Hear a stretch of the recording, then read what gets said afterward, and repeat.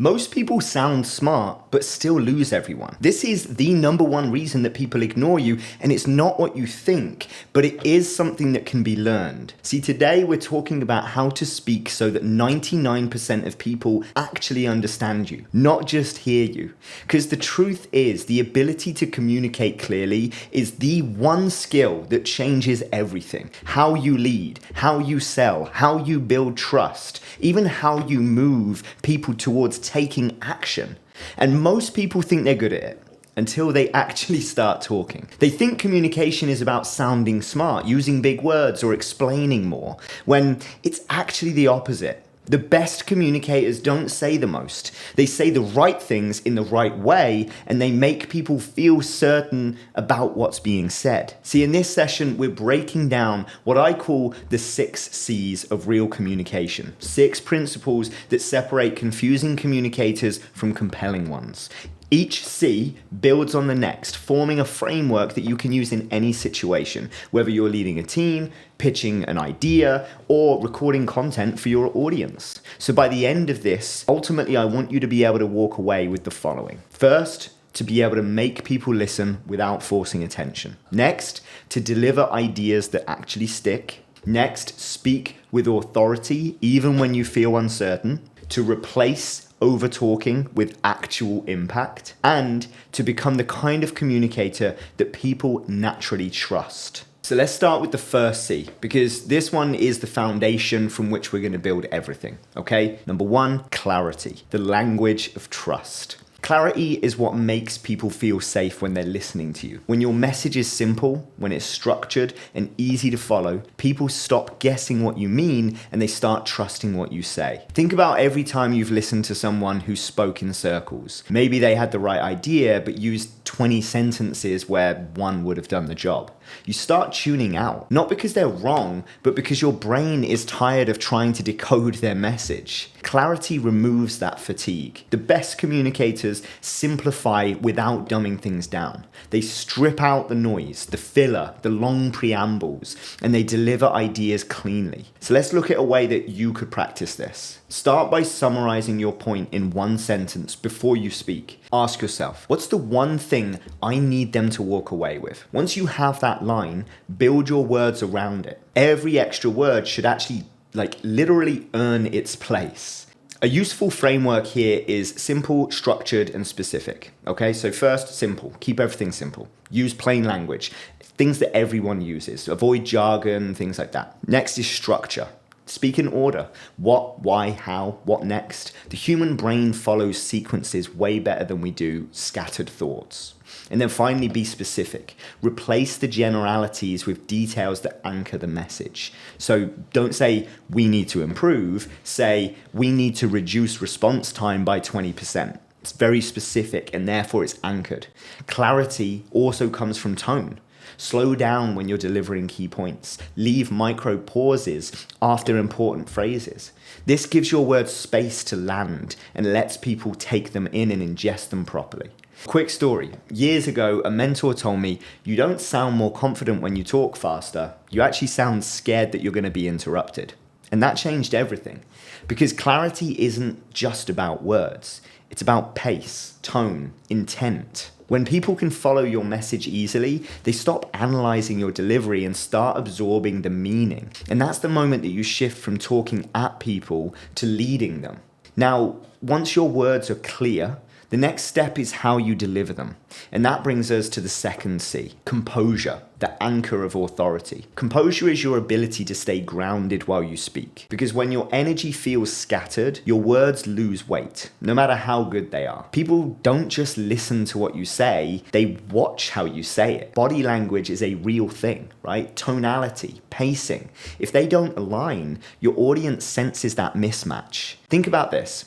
Have you ever seen someone explain something brilliant but keep fidgeting, over-smiling, or speaking too quickly? You can tell they know what they're talking about, but their presence kind of doesn't back it up. And that disconnect makes people doubt the message overall. Composure is basically how you fix that. This is how it works. Before you speak, check 3 things: your breathing, your posture, and your pacing. Breathing is what grounds the tone. When you breathe from your chest, you sound anxious. When you breathe from your diaphragm, your voice lowers naturally, signaling confidence. Posture is a big thing. It shapes perception. Shoulders back, head level, feet planted. This tells the room, even subconsciously, that you're certain. And then there's pacing. It builds presence. Slow enough to think while you speak, but steady enough that people can follow. Composure isn't pretending to be calm. It's regulating your presence so that people feel safe in your words. Even silence can become powerful when it's actually intentional. I learned this leading my first team years ago. I used to fill every sentence because I thought that quiet meant uncertainty. But I realized that silence actually lets your message sink in, and it shows that you expect people to listen. When you hold your composure, you don't need to demand attention because it basically arrives on its own. Your audience reads your energy way before your words. And when the energy says, "I've got this," they relax in return and they actually start listening. Once you have composure, the next challenge is making sure that your ideas don't get lost within the clutter. And of course, that's where we're going to move into the third C here, conciseness. Saying less, but meaning more. Conciseness is the art of delivering depth with economy. It's not about being short, it's about being sharp. Every extra word weakens your message. Every tangent steals attention from your main idea. When you speak concisely, your audience doesn't have to work to understand you. They just get it as you speak. The trap that most people fall into is over-explaining everything. They think that if I just add one more detail, then they'll finally understand. But the detail becomes noise. And over time, people stop hearing your words. They actually hear your uncertainty. And the fix in this instance is to edit in real time. Before you speak, ask yourself, what's the shortest path from start to point? Cut anything that doesn't move your idea forward. This is a technique that I teach executives, in fact. After you finish your point, stop. Let silence do the heavy lifting, right? People respect speakers who trust their own words enough to actually let them breathe. And conciseness, it also applies to meetings, to presentations, digital content. If you can explain a concept in 2 minutes, why would you take 10? Right? The shorter your delivery, the stronger the perception of confidence. So I'll give you another example. A leader that I worked with once had a habit of explaining everything twice. When I asked why, he said, "I just want to make sure that they understand." And I told him in that instance, they would if you stopped talking after the first time. He laughed, of course, but after applying that advice, his meetings were half as long, but twice as effective. Because concisiveness forces discipline. It makes you choose your words, choose your pauses, and it also elevates your tone with precision. It teaches you that silence isn't your enemy. It can often be your amplifier. So once your words are clear and your presence is composed and then your delivery is concise, you'll be ready for the next step here, which is connection. Because without it, communication becomes a transaction as opposed to transformation. So connection is the bridge between you and them, the audience. It's what turns information into influence. It's the invisible thread that makes your audience lean in because they feel understood as opposed to being instructed all the time. So here's a truth that lies within connection.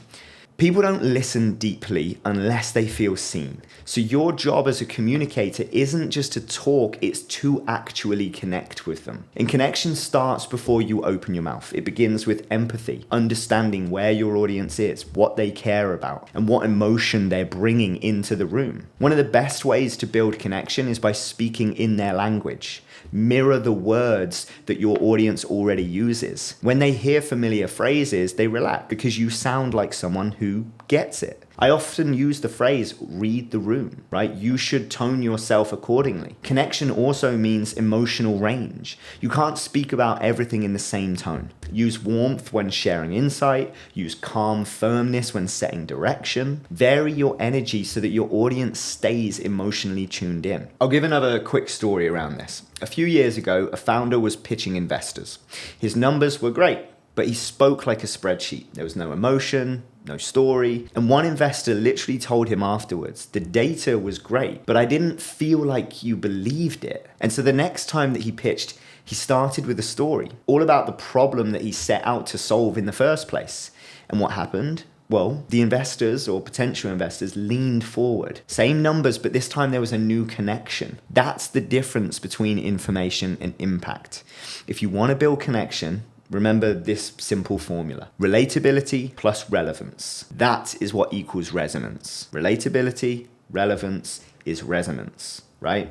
Be relatable by being human. Share your experience, not just the expertise. Be relevant by framing your message in context, in their context, not always your own, right? That's the difference. Connecting. Use their context. Use what's real to them. When your audience feels that you're talking to them, not at them, the resistance disappears. Connection turns your voice into the bridge that we talked about. And it's one that they trust enough to cross, of course, because you're meeting them where they're at. Now, once you've built that bridge, this is the time to now make sure that your message actually lands.